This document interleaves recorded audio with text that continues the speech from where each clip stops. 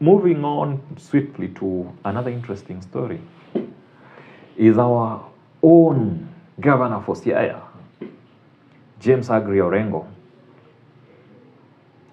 We witnessed a Damascus moment for him, from ruthlessly whipping the broad-based government to coming back and praising the government for its initiative, including one of the major government projects about SHA. Governor Orengo is actually happy with how SHA is performing in Siaya County. I'm like, wow.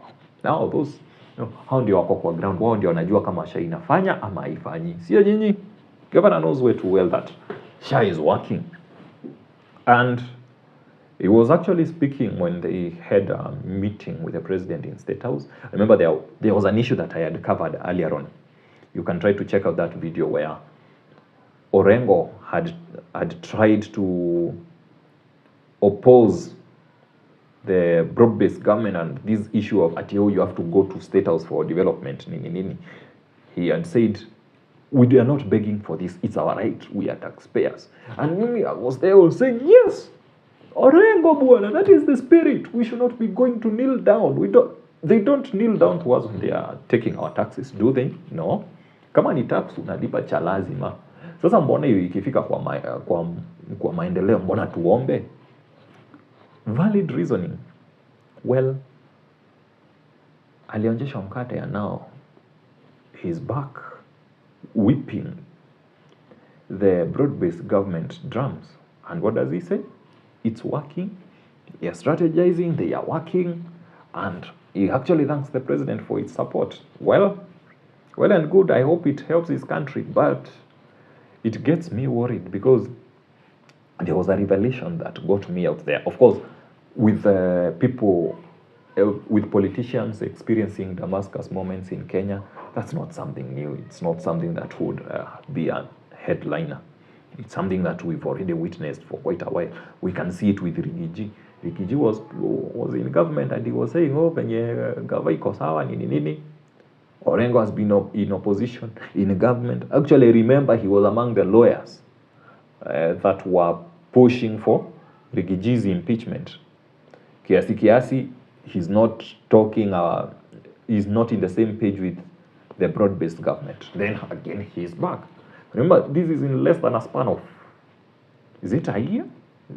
A year is not over because Rigiji was impeached sometimes in September, right? I can't remember. I don't have the dates right. But during that meeting, there was actually one revelation that our number one said.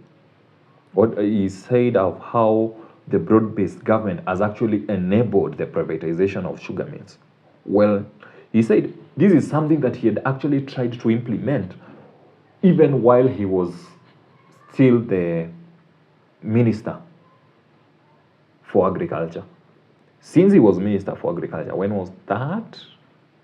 Kuni 0809 or 070809 na huko. Those years to now, 2022, because he's always been in government. He was a deputy president.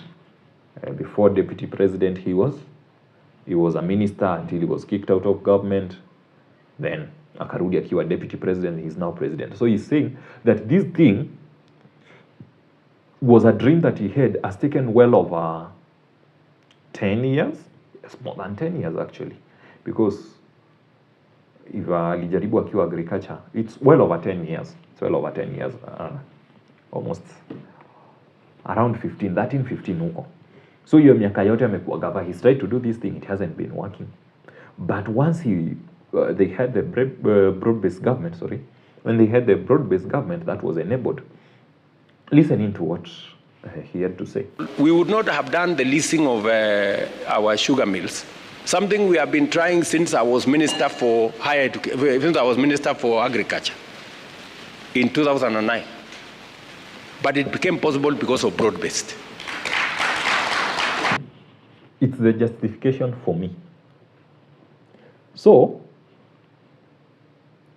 the privatization of the mill happened the privatization of the mill was enabled by the fact that those people who would be seeing Raila saying, don't do this, let this not go through, nini nini, they go to Baba and then he says, no, this is okay. So the privatization process happens so easily. It's like, let's push it through. But there are still pertinent questions to ask about the privatization of the mills. I had actually asked this question and I wondered, because when our president was saying mambo ni matatu, it was actually in regards to these sugar mills. Talking to the same guy who had been given this mambo ni matatu, these three options, had been given the ultimatum of it's either you do this or do that or do that. You all remember, I'm not going back to that.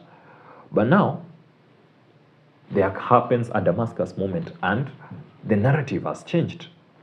So this guy gets the Nzoia sugar mill less than a month or a month or two ago. It's been trending. I hope you can all remember.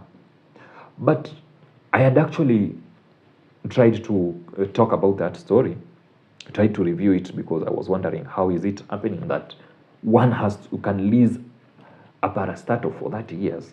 I did a wonder. And apart from that, pia napata the kiwanja, and was wondering why would someone be controlling the majority of the sugar? Why would someone have the majority share of the sugar industry? Because sugar is a fast-moving commodity that every household uses. Hakuna mtu, sijui kama kuna mtu kwao ati kila mtu akona diabetes. There's none of them that uses sugar. Well, maybe less than 1%. If every household is using sugar, then how much money does this guy make on the typical Kenyan breakfast? How much money does he make? Well, crazy money, right? But now, our president actually claims that this enabling was actually actuated by the fact that there's the broad-based government. So with the broad-based government, it's easy for things like privatization to come through, but I'm wondering at what cost? Who stands to lose? So let's see, and let's wait and see how it goes, because I'd actually predicted that and said maybe this thing went through because right now the opposition is in government, or Baba is in government. Well, I'm vindicated. I was right. Check out that video over there. You'll see I asked that question. And I said maybe because there wasn't any clear information. A prophet is not recognized in his own village, his own home.